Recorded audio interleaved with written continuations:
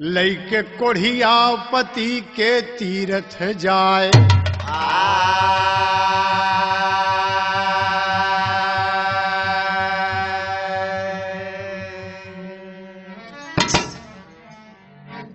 पूरे भारतवर्ष के श्रोता बंधुओं से,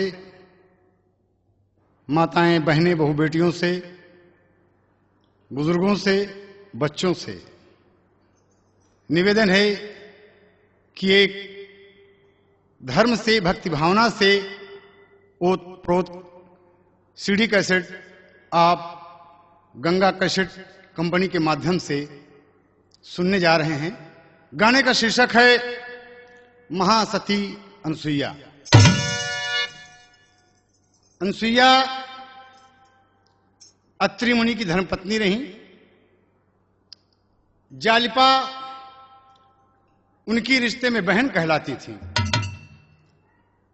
जालिपा की शादी होती है और कुछ ही समय बाद, पहले तो सब कुछ ठीक था, लेकिन कुछ समय के बाद जालिपा का पति जो था वो कुछ गड़बड़ हो गया। ईश्वर ने उसे एक रोग दे दिया जिसे कोढ़ कहा जाता है। और ये बात जब हो गई तो जालिपा को बहुत ताना लोग मारने लगे। तमाम सखियां, सहेली, गांव, देश, तमाम लोग उसे देखकर धिक्कारने लगे कि तेरी जिंदगी धिक्कार है। लेकिन वो अपने पति की खिदमत में लगी रहती थी, सेवा में लगी रहती, रात दिन। वो सोचती थी कि ये मेरे मुकद्दर का खेल है, मेरी किस्मत में यही सब कुछ था, जो कुछ मेरे भाग्य में था मुझे मिला।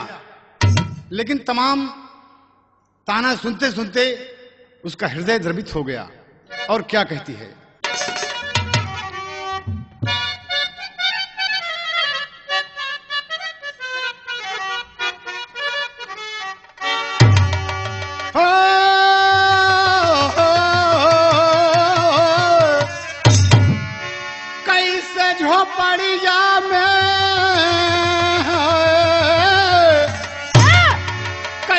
झोपड़िया में हुई है रहनमा, मिलेला मोहे सखिया ई कोढ़िया सजनमा, मिलेला मोहे सखिया ई कोढ़िया सजनमा, मिलेला मोहे सखिया ई कोढ़िया सजनमा, मिलेला मोहे सखिया।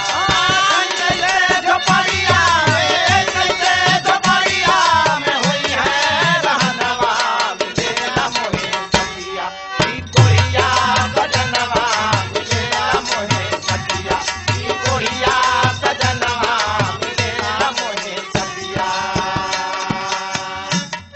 माताएं बहनें इस गीत से नसीहत लेंगी, शिक्षा ग्रहण करेंगी। दोस्त, गंगा कैसेट के माध्यम से हम जो बात बताने जा रहे हैं ये हमारे देश की संस्कृति है। बेटियों को, बहनों को कैसे होना चाहिए। आज अपने पिया की जब आरती उतारती है, उसकी खिदमत करती है, लोग उसके धिक्कारते हैं, उसे धिक्कार देते हैं, कह रहे तू छोड़ इसे, लेकिन वो यही कह रही है, अपने पिया के जब हम आरती उतारी, अपने पिया के जब हम आरती उतारी, अपने पिया के जब हम आरती उतारी, देखी के हमके हंसे नर नारी, देख के हमके हंसे नर नारी, देख के हमके हंसे नर नारी। भूख प्यास लगल,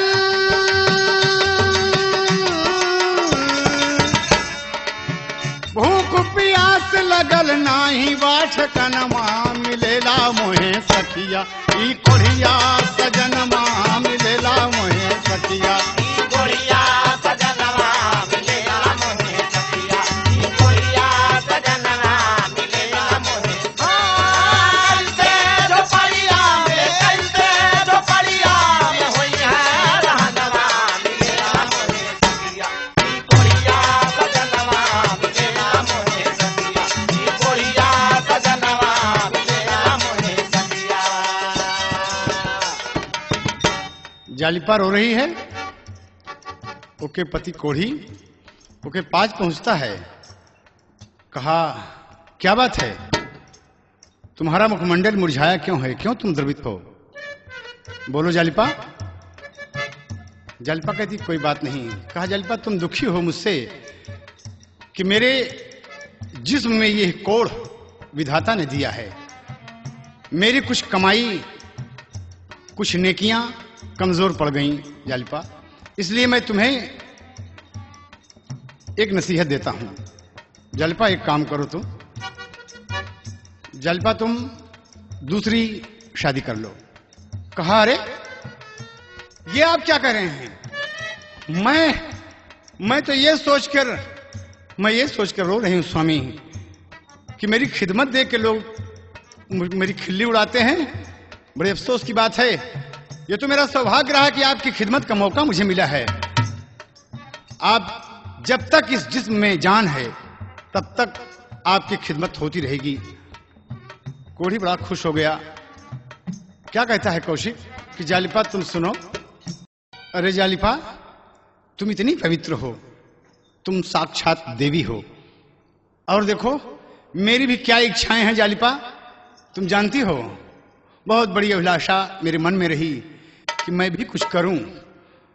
लोगों को देखता हूं तो मेरे मन में एक अभिलाषा होती है जालिपा, लेकिन अफसोस कि मैं उस लायक नहीं रहा। कहा स्वामी क्या कहना चाहते हैं आप कहिए ना, आप तो मेरे भगवान हैं, बोलिए ना स्वामी।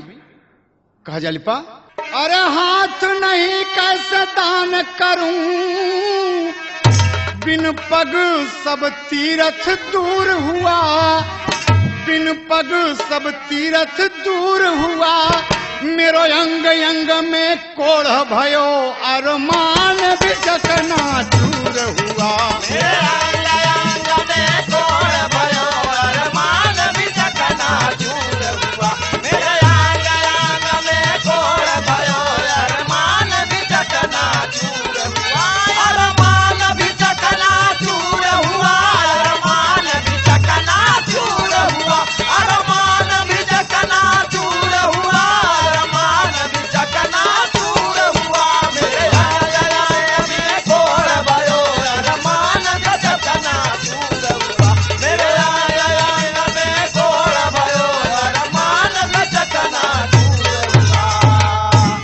जालिपा क्या मेरी इच्छा नहीं होती कि मैं दान दूं, मैं तीरथ व्रत करूं? बोलो जालिपा। कहा स्वामी क्या कहना चाहते हैं आप? कहा मेरी इच्छा है। कहा तो स्वामी एक बात मेरी भी सुन लीजिए। दुल्हन बोलत बा कोढ़ी से, हरि से विपदा सब हरवउबे, अरे अपने मन धीर धरा बालम हम सगरौ तीरथ करवउबे, अपने मन धीर धरा बालम हम सगरौ तीरथ करवउबे, अपने मन धीर धरा बालम हम सगरौ तीरथ करवउबे।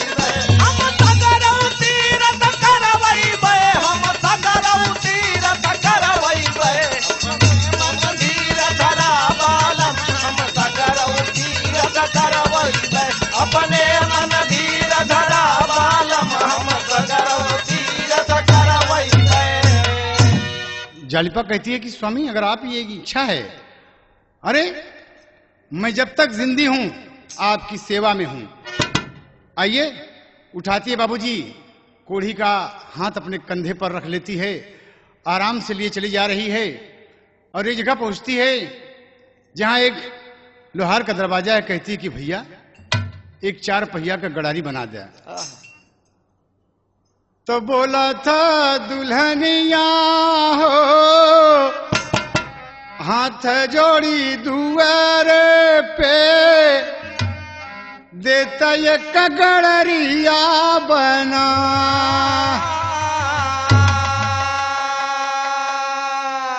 अपने पिया के वो पे ले बैठाई हो, हम हन तीरथिया के जाए। लेकिन जालिपा की बात वो नहीं मानता। कहा इतना मेरे पास टाइम कहाँ है, इतना समय मेरे पास कहाँ, इतना वक्त कहाँ है कि मैं। कहा ओ अच्छा भैया बहुत बहुत धन्यवाद आपके। कोढ़ी को लिया के चलती बाबूजी। कोढ़ी कुछ दूर जब जाता है, जाते जाते थक गया। कहा जालिपा अब चला नहीं जाता, अब क्या करेंगे हम। कहा इतनी हिम्मत उस नारी में, अपने पिया को वो उठाकर गोदी में ले लिया बाबूजी। और कवि ने टेरी का भाव दिया,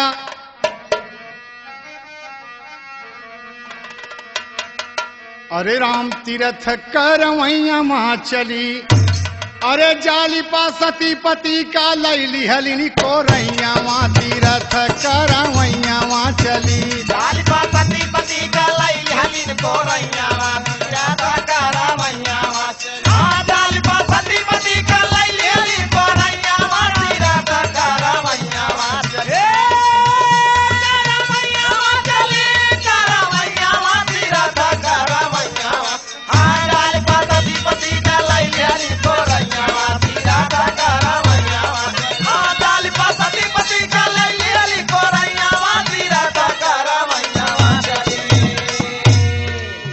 देखें आप। कहा स्वामी अब आप चिंता न करें। कोढ़ी मुस्कुरा रहा है बाबूजी, उसके कोरा में मुस्कुरा रहा है कि अरे जालिपा इतनी हिम्मत तुझमें कि तू मुझे उठा लिया। कहा स्वामी ये सब ईश्वर की देन है, लेकिन आप जानते हैं सबसे पहले मैं कहाँ चलूंगी। कहा बोलो ना। कहा पिया चल बे हम गंगा किनार, दर से बिना तर से नयन। पिया चल बे हम गंगा किनार, बिना तर से नयन। पिया चल बे हम गंगा किनार, बिना तर से नयन। तरस बिना तर से, तरस बिना तर से, तरस बिना तर से नयन। पिया चल बे हम गंगा किनार, तरस बिना तर से नयन। पिया चल बे हम गंगा किनार, तरस बिना तर से नयन। त्रिवेणी करबे नहावन बिहसी के, करबे कलबास तीरे पे बसी के। त्रिवेणी करबे नहावन बिहसी के, हर हर गंगे। तीरे पे बसी के। त्रिवेणी करबे नहावन बिहसी के, करबे कलबास तीरे पे बसी के।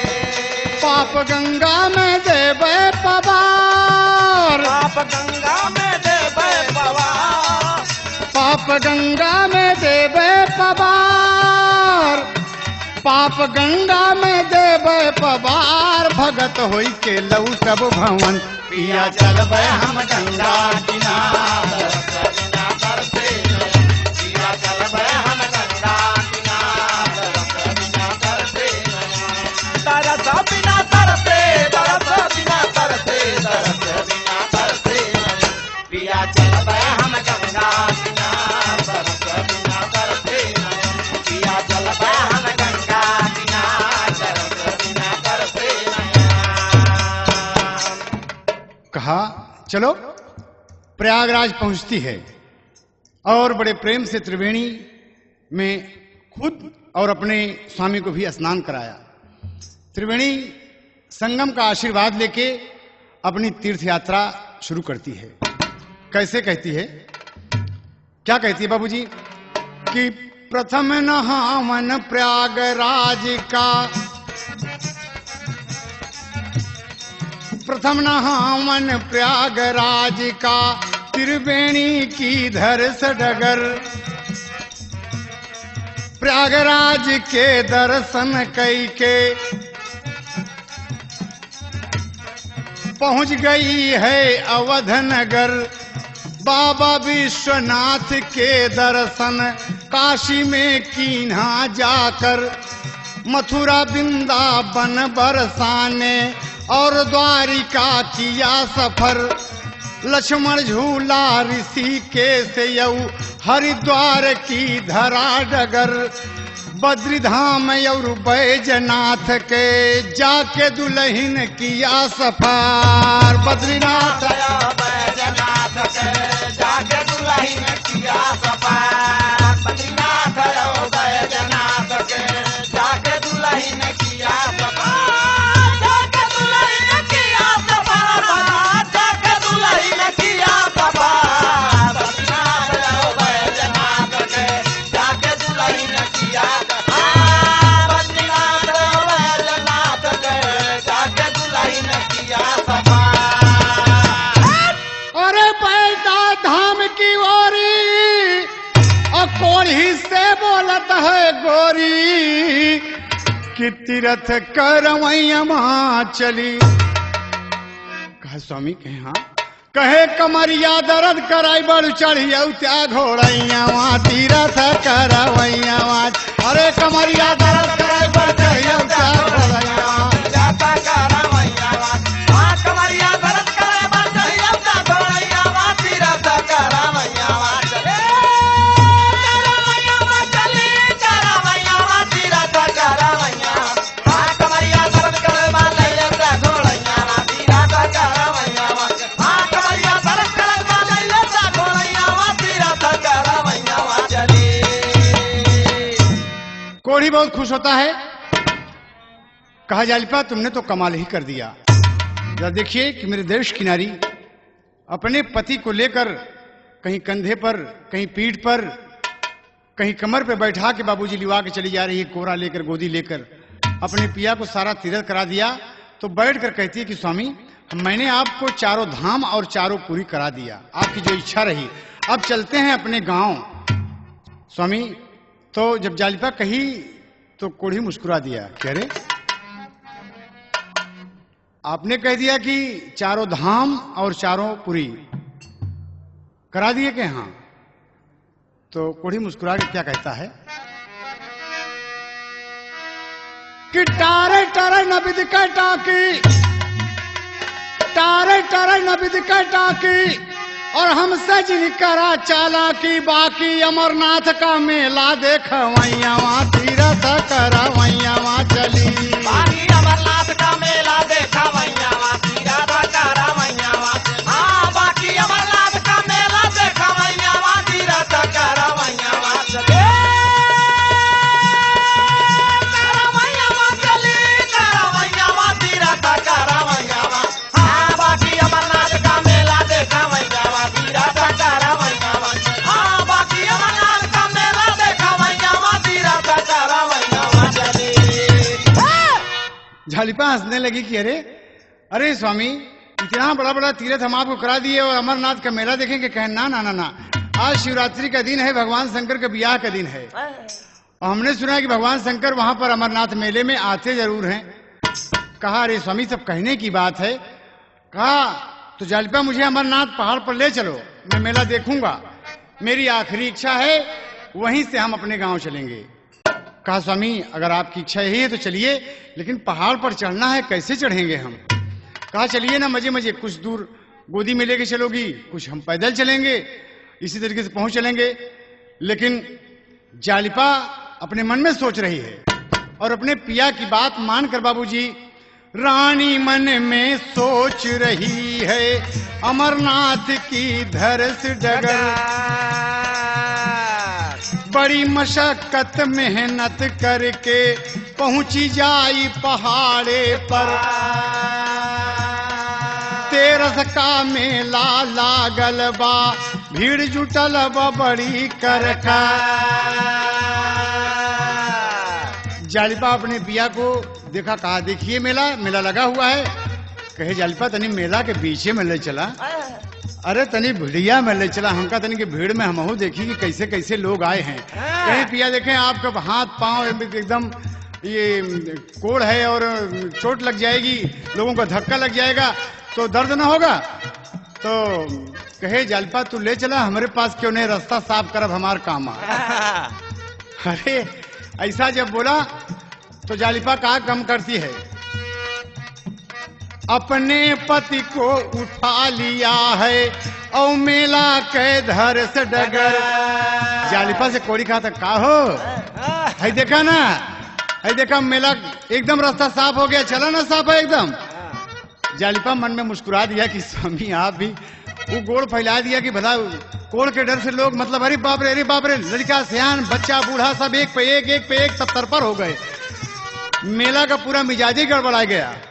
और मेला में बरधा पे चढ़ी के, मेला में बरधा पे चढ़ी के आई रहे श्री शिव शंकर। शिव शंकर के ऊपर देखा जब कोढ़ी के पड़ी नजर, कह जालिपा बात सुना तनी आई बाटन शिव शंकर। हमका इनके ढिगलई चला तू दूठी बात करब कर कर। कहे जालिपा तनी इनके पास ले चला तो इनसे हम पूछी कि का दुनिया में हम ही रहे कोढ़ी कलंदर बनाए बने। बड़ा दीनानाथ आप त्रिपुरारी कहलाते हैं, फूल जैसी औरत दे दिया हमको, इतनी खूबसूरत औरत लेके कि लोग तरह तरह की बोली बोल रहे हैं। क्या ऐसी कमी थी मुझमें कि मेरे बदन में ऐसा रोग दे दिया आप? हम इनसे पूछा बात। जालिपा कहती है कि स्वामी दुनिया के मालिक हैं, भगवान हैं, इनसे ऐसी बात नहीं करते, इनसे तो हम अनुनय कर सकते हैं, विनय कर सकते हैं। स्वामी आप तो ऐसी बात कर रहे हैं, कहेंगे तू ले चला हमके, ले चलो।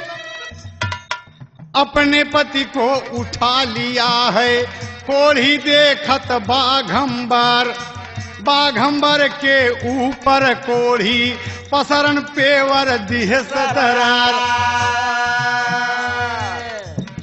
ले गया जब, और जब ले गई पास में शिव शंकर कहे कि एकदम दटा दे बरधा के लगे, एकदम दटा दे, एकदम दटा दिया बाबूजी।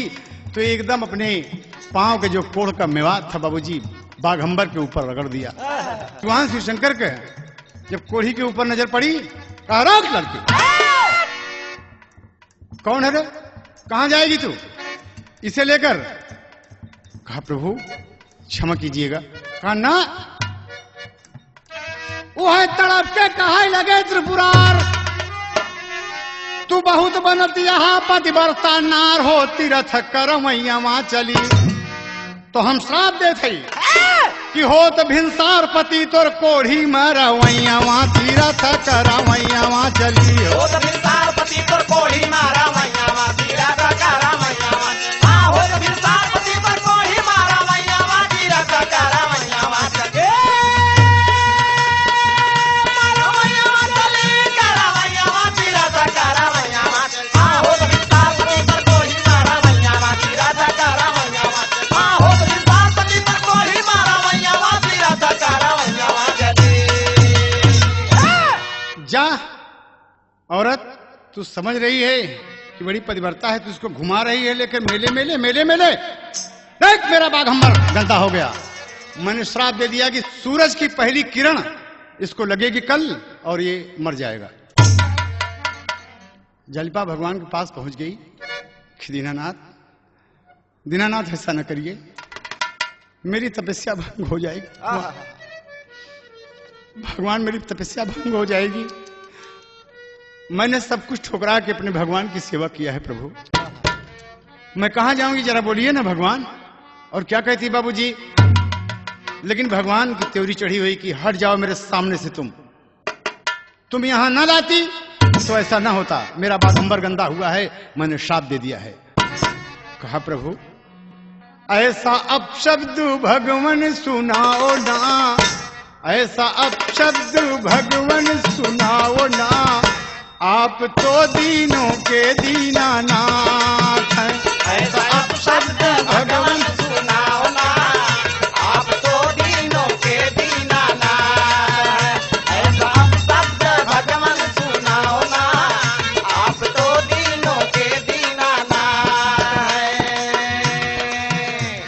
पति की जान ना लीजिए, मेरे ऊपर प्रभु कृपा कीजिए, मेरी विनती पे ध्यान दे दीजिए, मेरे पति की जान दे दीजिए। भगवान आप तो समदर्शी हैं प्रभु।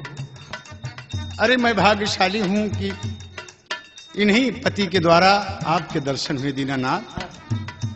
प्रभु भगवान कहते हैं कि तुम चली जाओ यहां से, मेरे सामने से, मेरी आंखों से दूर हो जाओ। लेकिन वो कहती है मैया गिरजा के पति डमरू वाले, मैया गिरजा के पति डमरू वाले, मैया गिरजा के पति डमरू वाले। सब सुन के पड़े दिल में छाले, बात सुन के पड़े दिल में छाले, बात सुन के पड़े दिल में छाले। रो रो आहें भरूं तुमसे विनती करूं, मेरे मांगी का सेनुर मिटाओ ना, आप तो दीनों के दीनानाथ हैं। ऐसा शब्द भगवान सुनाओ ना, आप तो दीनों के दीनानाथ, आप तो दीनों के दीनानाथ हैं, आप तो दीनों के दीनानाथ हैं। ऐसा शब्द भगवान सुनाओ ना, आप तो दीनों के दीनानाथ हैं। ऐसा शब्द भगवान सुनाओ ना, आप तो दीनों के दीनानाथ हैं। भगवान इतना कहे जालिपा कि कोई विनती नहीं सुने त्रिपुरारी, और चले गए बाबूजी। जालिपा वहीं मेले में बैठकर रोने लगी। तो कोढ़ी कहता है कि जालिपा क्यों रो रही हो? कहा स्वामी मैंने आपसे कहा ना कि चारों धाम चारों पूरी मैंने करा दिया आपको, और आप अमरनाथ का मेला देखने आए। भगवान ने श्राप दिया कि सूरज की पहली किरण लगेगी आप चले जाएंगे दुनिया से। तो बोलो जालिपा क्या करेगी? बोलो स्वामी। जालिपा जो होना था हो गया जालिपा, ईश्वर जो चाहता है वो होता है। एक काम करो, तुम यहां से कुछ ही दूर पर तुम्हारी बहन अनसुईया की कुटी है, उसी कुटिया पे मुझे ले चलो, और सुबह की किरण जब मुझे लगे कि मैं मरूंगा तो तुम मेरी गतिपति वहीं पर करना, और तुम्हारी बहन तुमको सांत्वना देगी। जालिपा कहती है उठिए स्वामी। उठा लिया, कंधे पे हाथ दिया बाबूजी। रात अंधेरी है और जालिपा चली जा रही है बाबूजी। प्रयागराज का खाटी तर्ज लगा था, अरे बहिनी यहीं के देश, अरे बहिनी यहीं के देश, चलली प्राण प्यारी बहिनी यहीं के देश, चलली प्राण प्यारी बहिनी यहीं के देश, चलला प्राण प्यारी बहिनी यहीं के, हाँ बहिनी यहीं के देश, हो बहिनी यहीं के देश, हो बहिनी यहीं के देश, चलला प्राण प्यारी बहिनी यहीं के देश, चलला प्राण प्यारी बहिनी यहीं के देश। रास्ते में आंधी तूफान तमाम ठोकर लगती है बाबूजी, धोती फट जा रही है जालिपा की। कोढ़ी कहता है कि बहुत दर्द हो रही है जालिपा, लेकिन बाबूजी रात में न कुछ खाया है न पिया है, भूखा है प्यासा है और चला जा रहा है। जालिपा धीरे धीरे अपनी बहन की कुटिया के करीब पहुंच रही है। कवि ने भाव दिया कि आधी रात पहुंची, आधी रात पहुंची अपने बहिना के दुआरिया, कहे खोल खोल खोल मोरी बहिना के मारी बहिनी यहीं के देश, चलली प्राण प्यारी बहिनी यहीं के देश, चलला प्राण प्यारी बहिनी यहीं के देश, बहिनी यहीं के देश, तो पर प्रागा ने तुम तय बजे, चलला प्राण प्यारी बहिनी यहीं के देश, चलला प्राण प्यारी बहिनी यहीं के देश। आधी रात ठीक यही वक्त रहा होगा, लगभग 11:30 बजे होंगे, जब जालिपा पहुंची है। दरवाजा खटखटाती है कि बहन दीदी दरवाजा खोलो, दीदी दीदी दरवाजा खोलो, दीदी दीदी दरवाजा खोलो दीदी। अनसुईया हल्की नींद में है, उठी जल्दी से, और कि कौन बुला रहा है? दरवाजा जिससे खोलती है बाबूजी, सामने क्या देखती हैं? एक छोटी सी बत्ती लेकर वो देख रही है, मत दिया जला के कि अरे जालिपा तुम? अरे ये तो मेरे जीजा जी, कैसे यहाँ कैसे? और कहा क्यों रो रही हो तुम? कहा दीदी दीदी सब कुछ गड़बड़ हो गया दीदी, मैं इनको तीरथ करा रही थी, चारों धाम चारों पूरी करा दिया, अमरनाथ का मेला देखने गए दीदी। कहा बोलो ना। कहा दीदी शिव जी ने श्राप दे दिया उनके बाघंबर में, इनके बदन का कोढ़ लग गया और शंकर जी ने श्राप दे दिया। कैसे श्राप दिया? कहे बहन कुछ बात कही ना जाती, अरे रही रही फटाई बजर कई छाती, अरे रात भर यही बाती हम मोर वही राण हो वैया वहाँ तीरथ करा वैया चली। रात भर यही बाती हम मोरे नारा वैया वहाँ तीरथ करा वैया वहाँ चली। रात भर यही बाती हम मोरे नारा वैया वहाँ तीरथ करा वैया वहाँ चली। करा वैया वहाँ चली, करा वैया वहाँ तीरथ करा वैया वहाँ। रात भर यही बाती हम मोरे नारा वैया वहाँ तीरथ करा वैया वहाँ चली। रात भर यही बाती हम मोरे नारा वैया वहाँ तीरथ करा वैया वहाँ चली। कहा रे शंकर जी ने श्राप दिया? कहा हाँ। कहा रे पागल, तू हमेशा पागल लड़की रही रे। आइए सबको सादर ले गई और बैठा दिया, कुटिया में बैठाया। कहा अभी तो काफी रात बाकी है ना, जब सुबह होगी तब तेरे पति मरेंगे ना।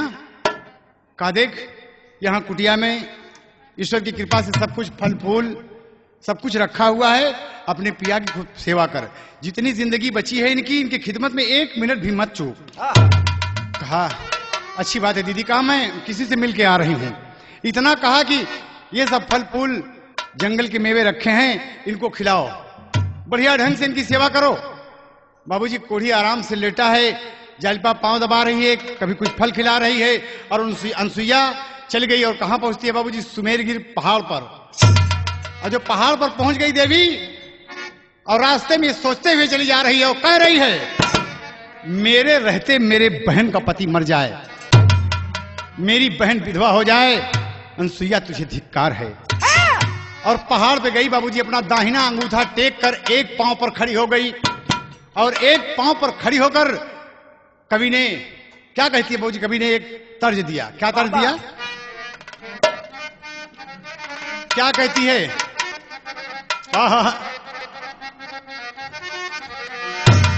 नहीं जालिपा, नहीं दीदी, नहीं, अनसुईया के रहते तेरा पति कैसे मरेगा रे? नहीं मरेगा। और क्या कहती है? अंगूठा टेक कर, दाहिना अंगूठा टेक कर एक पांव पर खड़ी है बाबूजी, और दोनों हाथ जोड़कर बाबूजी सूर्य देवता से क्या कहती है? सूरज अपने रथ वेग के साथ बाबूजी, तमाम अश्वों के साथ वो चलना चाहते हैं, लेकिन अनसुईया क्या कहती है कि बेटा सूरज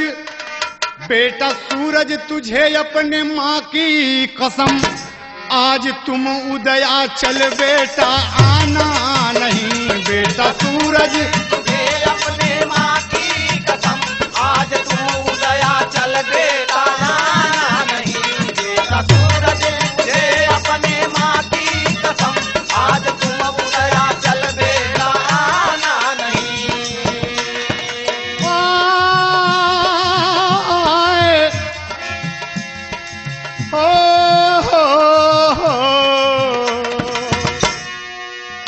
बेटा सूरज तुझे अपने माँ की कसम, आज तुम उदया चल बेटा आना नहीं।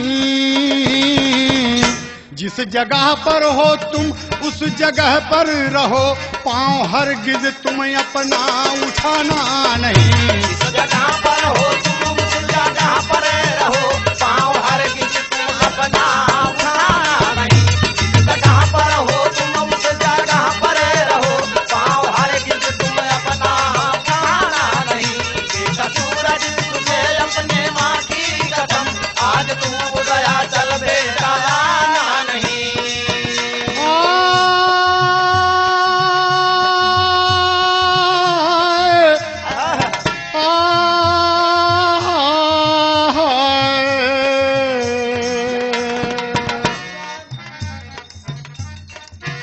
कैसी अनबन की देखो हुई बात है, 6 महीने की आरो हुई रात है। अरे बारे अनसुईया, बारे देवी, बारे मेरी भारत भूमि, ये हमारे भारत माँ की गरिमा है कि ऐसी ऐसी बेटियां पैदा हुई कि अंगूठा टेक दिया कि सूरज तुम नहीं आओगे, और 6 महीने की रात हो गई। बच्चे घर में जागते हैं, माँ से दूध मांगते हैं, फिर सो जाते हैं, फिर दूध मांगते हैं। पूरा कारोबार गड़बड़ हो गया। लोग सोच रहे हैं कि खेत में सिंचाई करना है, मड़ाई करना है, कटाई करना है, सवेरा कब होगा, इतनी बड़ी रात कैसे होने लगी। भाई क्या हुआ, देवता लोग बदल गए कि इनमें झगड़ा हो गया आपस में, कैसी बात है, इतनी बड़ी बड़ी रात कैसे होगी।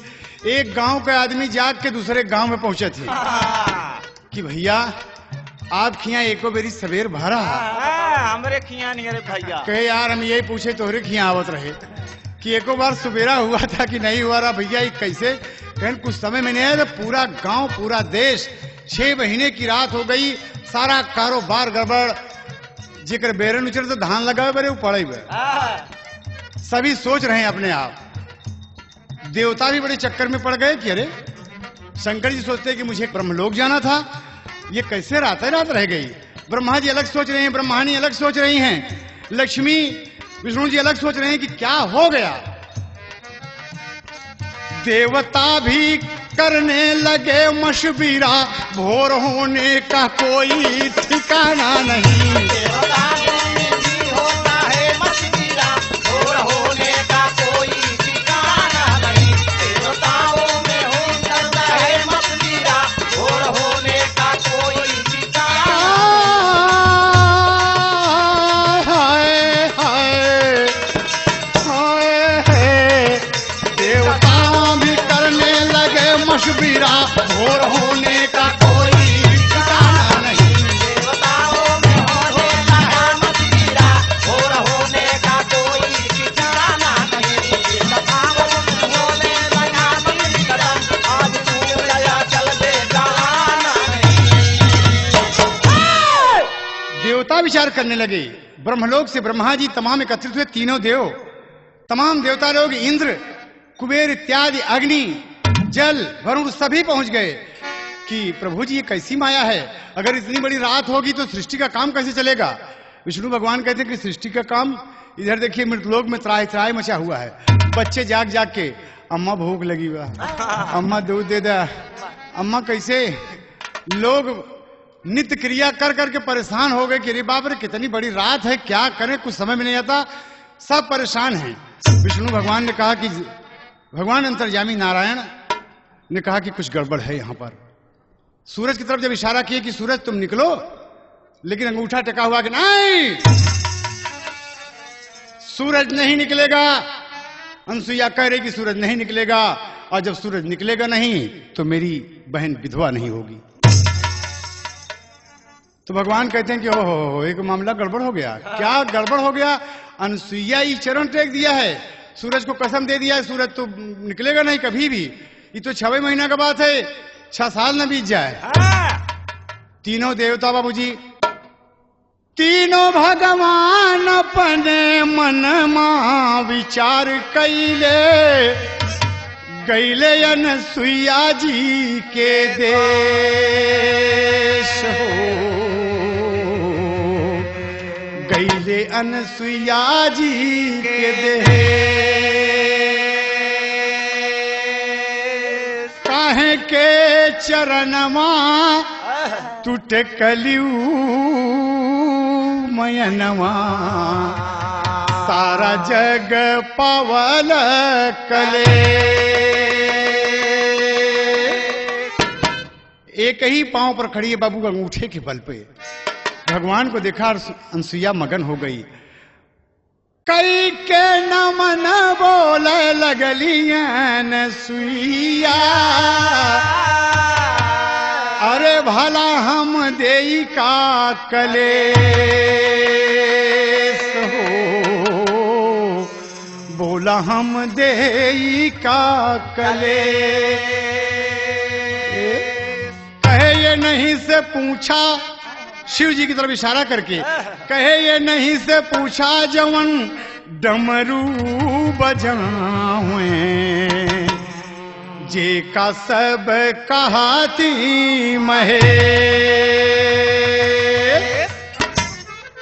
भगवान ए दीनानाथ इन्हीं से पूछा ना, इन्हीं से पूछा कि का हो शंकर जी। विष्णु जी बोले का बात है? कौन बात है ना, हम तो कहूँगा भाई नहीं भाई। ब्रह्मा जी बोलिए बोलिए शंकर जी क्या बात है, आप ही की तरफ से शिकार निकल रहा है।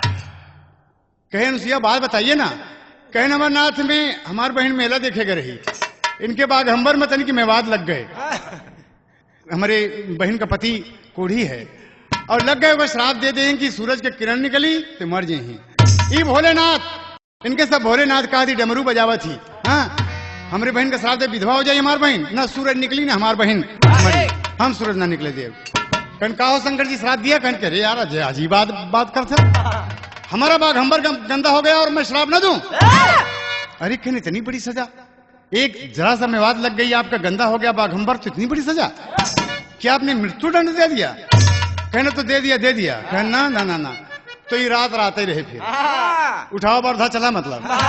शंकर जी कहने की हमारे में का गलती, हमारे को गलती है ना बा। कहने की गलती है आपकी, इतनी छोटी सी गलती के इतनी ककरी के चोट तलवार से नहीं मारा जाता।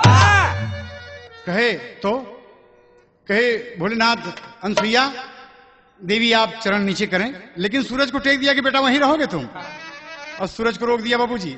रोक के चरण उठा के भगवान का नमन किया और कहा कहिए प्रभु, कहा एक बात मनबू? कहे बोला, कहे पंचायत मनबू अनुसुईया? कहे भगवान पंचायत? कहे हाँ। कहे पंचायत भला आपका बात कौन काट सका था? अरे भगवान आपकी बात कौन नहीं मानेगा? कहे कि शंकर जी आप बताओ, आप पंचायत मनबा? कहे पंचायत मानब तब की जब फैसला हमारे सोई। कहे अजीब बात है, फैसला आपकी जैसा होगा? कहन हाँ। कि अनुसुईया एक काम करा, भगवान विष्णु जी फैसला देते हैं कि अनुसुईया चरण हटा लो, सूरज से कह दो कि आवे, दुनिया में प्रकाश फैले, प्रभात हो। कहा ठीक है प्रभु क्या कहना चाहते हैं? कहीं जा तोहरे बहन का पति अब दिन निकरत न मरी, वो दिन डूबत मरी। विष्णु भगवान है ही फैसला देते थे। देखा 12 घंटा और कहर, 12 घंटा का कलह और दे दिए भगवान कि दिन निकलत न मरी, दिन डूबत मरी। अनुसुईया कहे कि खैर चलिए ऐसे है तो यही सही। कहे कोई बात नहीं, आ जाओ सूरज। ऊपर निकला बाबूजी सूरज, और इधर जब भोर होने लगा बाबूजी, अनुसुईया जा रही है और कोढ़ी अपनी दुल्हन से कहा था जालिपा से कि जालिपा मैं कुछ ही क्षणों का मेहमान हूं, तुम देख रही हो लाली उषा काल का समय है, थोड़ी देर में सूरज निकलेगा। कहे नहीं स्वामी। जालिपा अपने पिया को छाती से लगा लिया है। नहीं दीदी भी नहीं है। तब तक बाबू देखते देखते दिन निकल आया। सूरज की पहली किरण, क्या पहली ही किरण नहीं, हजारों किरण उसके ऊपर पड़ी, लेकिन मरा नहीं। तो कोढ़ी कहा था हम तो मरे नहीं। इतने में अनुसुईया आ गई। क्या बात है, क्या बात है जालिपा? काहे रोवत है? अरे हाय जीजा जी काहे रोए रहे आप? कहे सूरज की किरण मतलब कहन हम रात भर कोनो घास छोड़त रहे, का हुआ जाए? अरे हम भगवान से मिल क्या बताइए। तो एक बात सुन लग है हाँ। कहन तुहार पति अब दिन निकलत न मरी, दिन डूबत मरी। तो इतना बढ़िया समय बा, 12 घंटा का कुछ खियाओ पियाओ बढ़िया, नहीं हमहू कुछ खियाओ हमहू कुछ खाई पड़ी, खूब बढ़िया नहलाओ धुलाओ सब एकदम दुरुस्त करो। तो जालिपा अगर गोड़ पकड़ के कहा धक्का दीदी भगवान से मिल के आप आई? कहे हाँ। कहे सही दीदी? कहे हाँ। कहे दीदी भगवान से मिलने पर यही खाली 12 घंटा का समय लेकर आए। हमार स्वामी हमरे मांग का सिंदूर तो मिटना ही। तो अनुसुईया कहे सुना मोर बतिया, अरे अनुसुईया कहे सुना मोर बतिया, अब बहिनी के मार सतोर मतिया, जरतिया टेकलीन हम दिन मौथी मावैया मा तीरा था करा वैया मारा।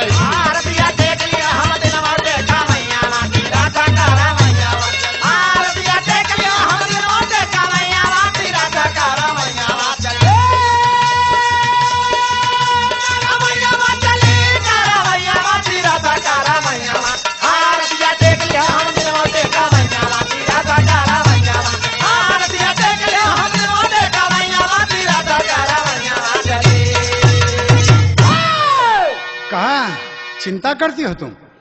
वो कहना कि जब हम रतिया टेक लीन तो दिनमू थी मवैया, बहन जब मैं रात रोक सकती हूँ तो दिन भी रुक सकता है। चिंता मत करना। इसलिए कि जब सूरज रात को रुक सकता है तो दिन को भी रुक सकता है। कहा अरे दीदी हाँ कहीं हमको तो कोई बनाओ तो भूख लगी है। और अत्रि मुनि तपस्या में है, अनसुईया के स्वामी जी वो तपस्या में लगे हुए हैं बाबूजी। मंदाकिनी नदी के किनारे पर वो भगवान वासुदेव जी का स्मरण कर रहे हैं कि ओम नमो भगवते वासुदेवाय, ओम नमो भगवते वासुदेवाय। 12 अक्षर मंत्र का जाप हो रहा है। यहाँ अनसुईया कुछ खाया पिया, नहला दो एकदम। अपने बहन से कहा कि इनको खूब बढ़िया नहला के एकदम दुरुस्त के। सब कोई भोजन किए बैठकर, और भोजन करने के बाद बाबूजी अनसुईया पुनः पहाड़ पर पहुंच गई। 11:30 बजे हैं। फिर पहाड़ पर पहुंची और जाकर बाबूजी सूरज से क्या कहती है, जाके अनसुईया सूरज से बोली बचन, अरे आके पर्वत पे माता है टेका चरण।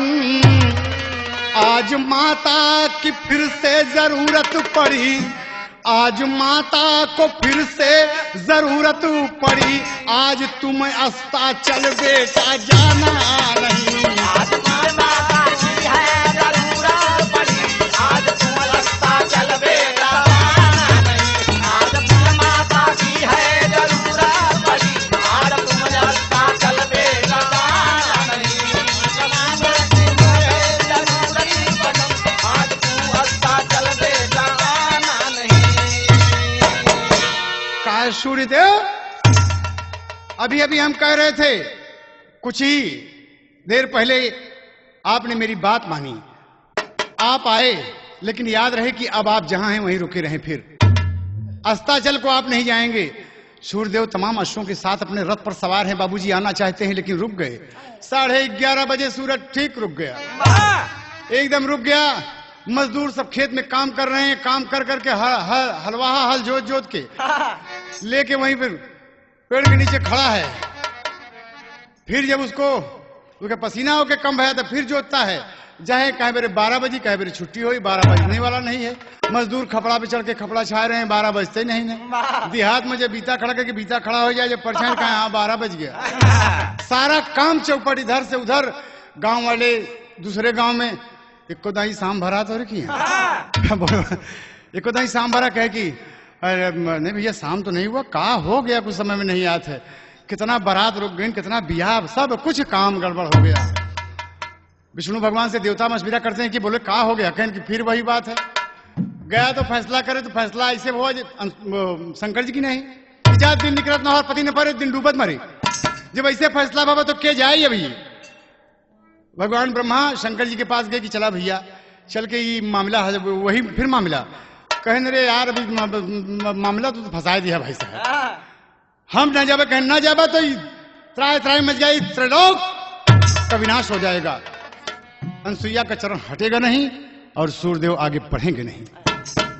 भगवान विष्णु की बात शंकर जी माने और कहन की देखा पंचायत हुई तो कहन की फैसला हमारे की नहीं रहा है। फिर हमारे ने सोच कहना अब ना बोला। गए वहां पर देवी अनसुईया के सामने खड़े हुए भगवान और कहते हैं कि चरण हटा लो देवी। कहा भगवान मेरे बहन का पति तो मर जाएगा ना, मैं चरण हटा लूंगी तो न सूरज डूबेगा न मेरे बहन का पति। कहे ओ हो समझ गए। कहे शंकर जी पंचायत हुई, कहे पंचायत हुई भैया लेकिन फैसला हमारे। कहे ना ना ना ना अनसुईया का ऐसा फैसला और ना फैसला शंकर जी की, अब हमारे मन का ही पंच के मन का फैसला हुआ। तमाम बाबूजी इंद्र वरुण कुबेर बैठे हैं, ब्रह्मा विष्णु महेश सब हैं। कहा कि हमारे पंच के मन का। और फैसला भगवान क्या देते हैं कि अनसुईया तुम चरण हटा लो देवी, देवी हटा लो चरण। तेरे बहन का पति न दिन निकलत मरे, न दोपहरे मरे, न दिन डूबत मरे, वो अपने आयु बल पे मरे। और तेरी बहन के सतीत्व से मैं इतना प्रसन्न हूं कि मैं आशीर्वाद देता हूं कि उसका पति का जो कोढ़ है मिट जाएगा, वो अच्छा खासा राजकुमार बन जाएगा। जाओ अनसुईया। अनसुईया खुशी होगी बाबूजी। क्या कहता निमिया की डरिया मैया अरे बांधाला झालुआ आई हो झूली झूली ना, आई हो झूली झूली ना, आई हो झूली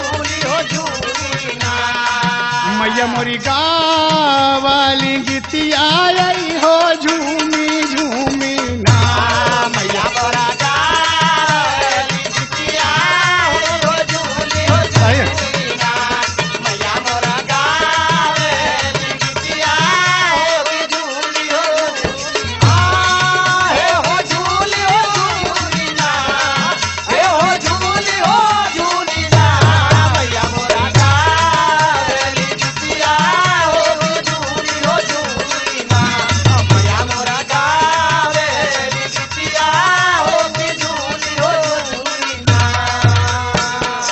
अनसुईया मगन होके बाबूजी चली जा रही है और इतनी खुश है आज, इतनी खुश है कि बारे दुनिया के मालिक आपके घर में भगवान देर है अंधेर नहीं है प्रभु। और यहाँ बाबूजी सूरज को आदेश दिया तो सूरज अस्ताचल की तरफ जा रहा है और देखें यहाँ पर जालिपा रोने लगी और कोढ़ी बाबूजी क्या कह रहा है कि जालिपा सूरज ढलने वाला है। देखा डूबी है सूरजवा रानी होई है मोरा मरा नवाई हो मोरा मरना हो मोरा मरना दुलही रोवई लगली ना दुलही रोवई लगली ना धई के सैया के चरणवा दुलही रोवई लगली ना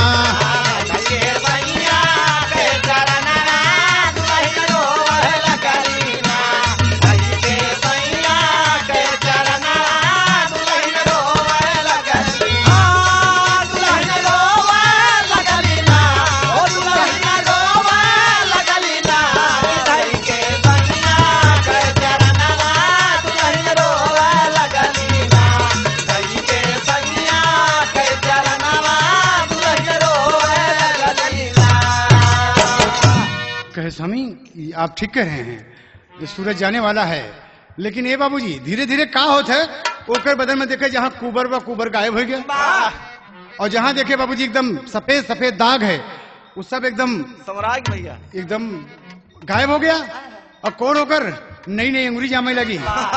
जालिपा कह लगी कि अरे अरे अरे स्वामी अरे देखे ना आपके पाँव में आपके हाथ में नई नई उंगलियां जाम रही स्वामी, अरे सारा मेवात गायब हो गया, सारा पेवर गायब हो गया स्वामी। कहे नहीं नहीं नहीं नहीं नहीं आप नहीं समझ रहे हो। कहे जालिपा ये अच्छी बात नहीं है। कहें तब कहें जब मरीज का जालिपा जब मरीज का मरे का होता तो ओकर सारा दुख सुख डरा जाता, ओकर सारा रोग गायब हो जाता। जालिपा हम बचब ना जालिपा हम एकदम। कहे नहीं स्वामी अरे देखत बाबू देखत देखत चंदा सा चमकई वो करे दुल्हा कई सूरतिया आई हो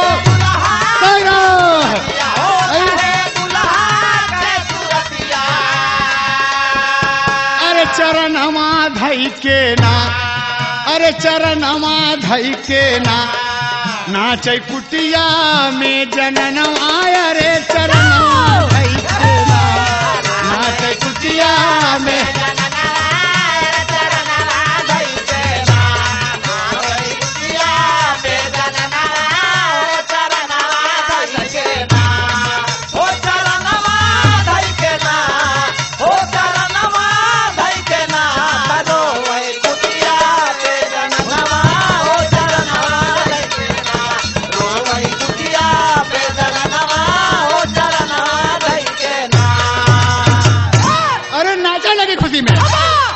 भगवान भगवान की जय हो, बोलो शंकर भगवान की। अरे दीनानाथ कोढ़ी कहे कि तू नाचत हूँ, अरे सूरज जाए चाहता है हम मर जाब, हमार रोक दो। अरे कहना है स्वामी जैसे हमार बिया भरा, जैसे आप हमारे मांग में सिंदूर भरे रहे, आज वही रूप आपका देखा था हम। अरे बाप रे हमसे भाग्यशाली के है स्वामी। अरे नहीं स्वामी आप हम भाग्यशाली है ही। अरे छाती से लगा के बाबूजी तब तक देखा आइया न सुइया झट से बोला था बयनवा आई हो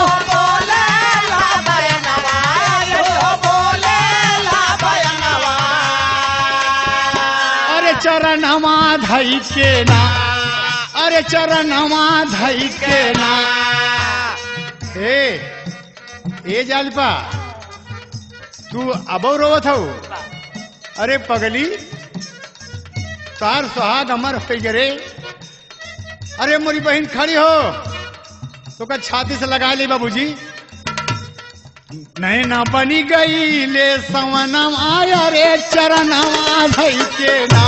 नैना बनी गई ले सवनवा हो चरणवा धई के ना। नैना बनी गई ले सवनवा हो चरणवा धई के ना। हो चरणवा धई के ना। हो चरणवा धई के ना। नैना बनी गई ले सवनवा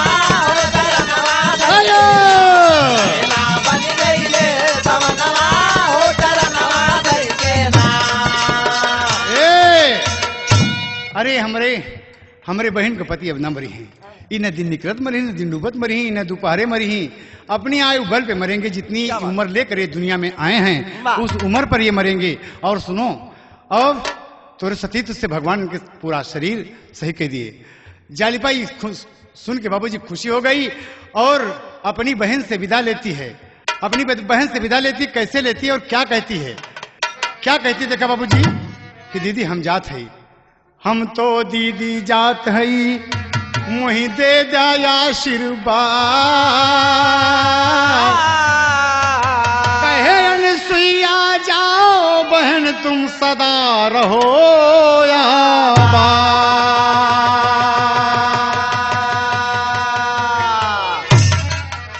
अनसुईया ने आशीर्वाद दिया कि जाओ दीदी। और आज हंस रही है, अपने कुटिया से खड़ी होकर अनसुईया देख रही है कि हमार बहन अपने पति के साथ, जैसे आज उसकी सही सही विदाई आज हुई। अनसुईया के आंसू छलक गए कि बारी मेरी बहन, तूने बहुत बड़ा कमाल किया। मैं और कौशिक चला जा रहा बाबूजी। अरे देखा अनसुईया अपने बहिनी के रहिया, तू नहाओ परानी चला जाए मुस्कुरा।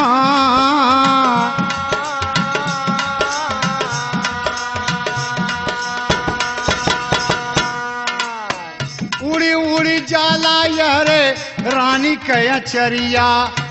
उड़ी उड़ी जाला यारे रानी के अचरिया। कोढ़िया पकड़ के अचर रहा समझा।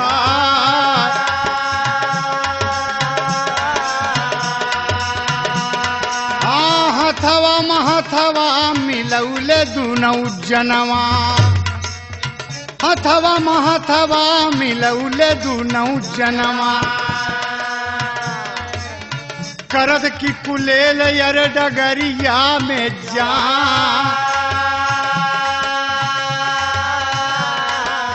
देखें सब लोग जब उनके सूरतिया। देखें सब लोग जब उनके सूरतिया।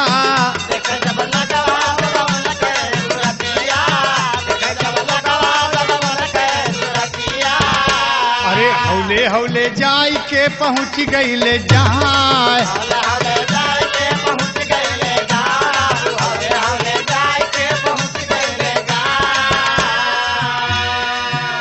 दोनों जने जैसे लागा राजा रनिया।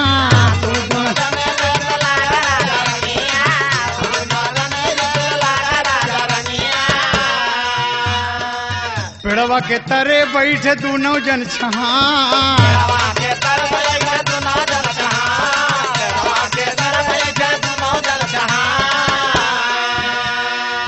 बड़ी निकला गई आज दोनों के सूरतिया।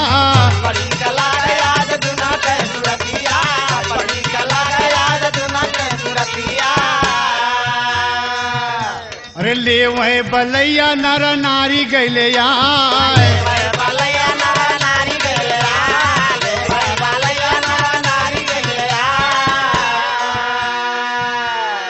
अरे बारे बहन, तू तो राजा रानी लागत हो। दोनों प्राणी चले जा रहे हैं बाबूजी। बैठ गए। आज मौसम बड़ा सुहाना है। कोढ़ी अपने ये जो कोढ़ी था जिसका नाम कौशिक हुआ। कौशिक अपनी दुल्हन जालिपा का देखा था सूरत तो मुंह हो गया, बाबूजी आज ईश्वर की ऐसी कृपा है, समर्थ को नहीं दोष गुसाई। आज इतनी खूबसूरत बनी हुई है, कोढ़ी का मन थोड़ा कुछ बड़ा प्यार करे को हो गया। अब पेड़ के नीचे बाबूजी गमछा बिछा दिया, कहा जालिपा तनी के तू आराम करा। जो जालिपा कहती कि नहीं स्वामी आप आराम करें, कहे नहीं नहीं आप आराम करें। कोढ़ी लेट जाता है बाबूजी, जिसका नाम कौशिक हुआ। जालिपा से कहता कि जालिपा यहाँ आओ ना, मेरे पास आओ, एकदम करीब आ जाओ, एकदम करीब। जालिपा ठुमुक के उधर खड़ी हो गई और मुस्कुरा रही है। अपने आंचल के पल्लू को बाबूजी अपने दांत से दबा लिया है और कौशिक आज देख रहा है। और कौशिक उठकर खड़ा हो गया, तुम मेरे दिल की धड़कन को और बढ़ा रही हो, यहाँ आ जाओ। जिंदगी तो तुम्हारी रोते रोते बीत गई जालिपा। जालिपा ठुमुक ठुमुक के आ रही है। आज विधाता ने सोरा श्रृंगार उसको दिया है, एकदम आ गई। सोरा श्रृंगार तन बाती सवा भराना,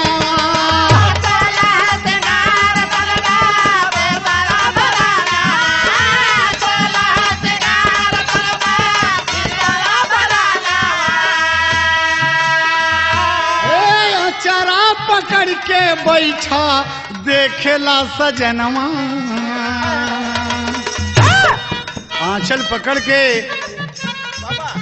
अरे वाह, आंचल पकड़ के बाबूजी घुटना टेक कर बैठा है और जालिपा को देख रहा है और उसके एक एक बाल हवा में लहरा रहे हैं बाबूजी। और क्या कहा था, अगर तू ना मनबुना, अरे तोह से करबई बर जोरिया, तोह से करबई जोरा जोरिया, हमहन करबै तोह से प्यार, तोह से करबै बर जोरिया, हमहन करबै तोह से प्यार, तोह से करबै बर जोरिया, हमहन करबै तोह से प्यार, तोह से करबै बर जोरिया, हमहन करबै तोह से प्यार, तोह से करबै बर जोरिया, हमहन करबै तोह से प्यार। इतनी खूबसूरत बात बोला कि जालिपा आओ जरा बैठो ना। जालिपा आ गई, बैठ गई अपने पिया के पास। किसकी बहुत थक हो गया बाबा, लावा तो हर पाँव दबा दी। खेनरी इतना बढ़िया मौसम बना है और तू पाँव दबेबू हमारे, हाँ सारा मामला ठंडा ना हो जाए। तो आज जालिपा हमारे खुशी में बोला था बाबूजी। और क्या बोला था बाबूजी, तर्ज लगा था बहुत, कही कि जरा आहिस्ता आहिस्ता बोला ना, यहाँ लोग हमारा आपका बात सुनत हुई, कहीं चोरी ना है, तू तो हमार ना हो। भगवान की मर्जी है, ईश्वर की कृपा से हम दोनों एक हुए हैं। हम कैसे थे और कैसे हुए हैं, जालिपा आओ ना मेरे पास। जालिपा का दोनों हाथ पकड़ के बाबूजी अपने पास बैठाया और दोनों गालों पे हाथ रख के, जैसे वो चाहता है कि उसका माथा चूम लें, जैसे चाहता है कि हम उसका माथा चूम लें, तब तक जालिपा पीछे हट गई। और पीछे हट गई, उसके मन में बड़ी दया आ गई। एकदम उसका हृदय एकदम वो हो गया कि मारे खुशी में फूली ने समाई कि हमारा पिया कितना प्यार करना जानता है। और क्या कह रही कि जानते हैं आप, जब जब मैं आपको लेकर घूम रही थी, मेरे मन में बड़ी अभिलाषा होती थी। लोग अपने धर्मपत्नी के साथ मेले में, तीर्थ यात्रा में जब जाते थे तो मेरा भी लगता था, मेरा भी मन कहता था स्वामी, मेरा भी मन कहता था कि मैं भी आपको सुंदर ढंग से प्यार करूं। अफसोस कि मेरी वो दशा नहीं थी। और यही बात कहती है, जानते हैं स्वामी, एक पल के लिए भी जब आप हमसे जुदा हो जाते थे तो मेरा दिल नहीं लगता था। और क्या कहती है बाबूजी, जियो विजयलाल, सही है बेटा।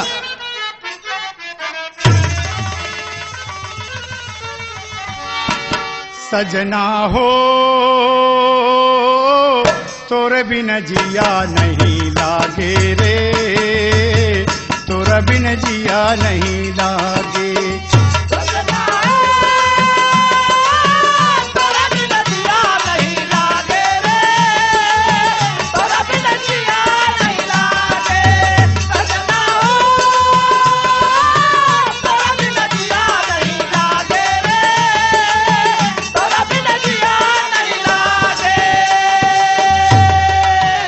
अरे मारे खुशी से नैन छलक गए। कवि ने भाव दिया भोजपुरी में, टप टप चुए लगल, टप टप चुए लगल ऊपर से ओरिया, टप टप चुए लगल ऊपरों से ओरिया, ऋषि ऋषि भिजेला बियहुती चुनरिया।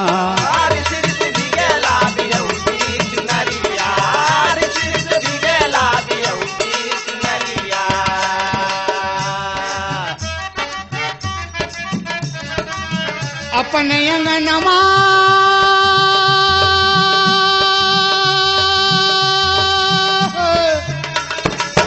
अपने अंगनवा में चला है सजनमा, अपने अंगनवा में चला है सजनवा, अपने अंगनवा में चला है सजनवा।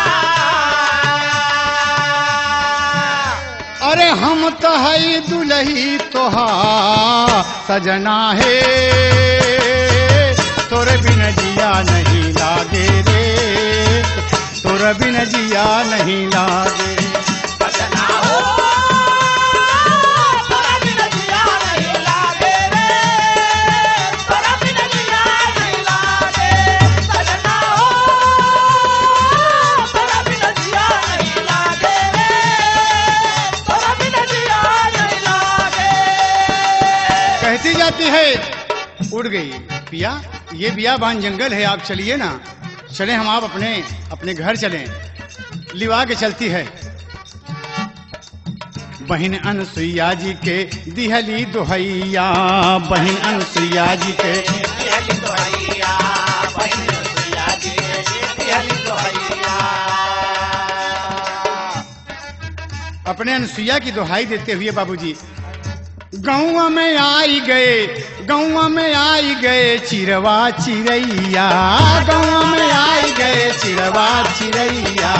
गाँव में आई गए चिरवा चिरैया, देख के खातिर जुटल नर नरिया, देख के खातिर नरा नरिया, देख के खातिर जुटल नरा नरिया।